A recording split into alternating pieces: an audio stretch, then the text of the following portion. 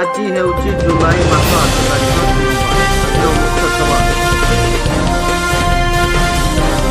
ଜନପେକ୍ଷୀ ଅଭିନେତ୍ରୀ ଠାକୁର ବଡ଼ଦାଣ୍ଡରେ ରଖିଥିବ କାର୍ଯ୍ୟକ୍ରମକୁ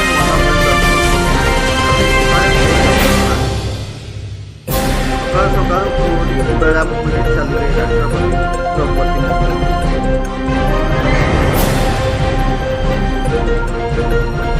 ଖଣ୍ଡଗିରି ଓ ଉଦୟଗିରି ପରିଦର୍ଶନ କରିବେ ରାଷ୍ଟ୍ରପତି ଦ୍ରୌପଦୀ।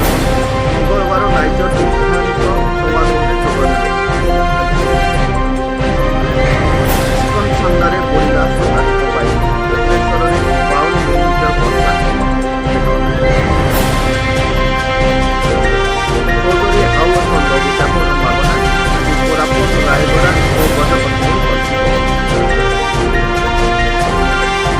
ମଣିପୁର ଗସ୍ତରେ ଯିବେ ରାହୁଲ ଗାନ୍ଧୀ।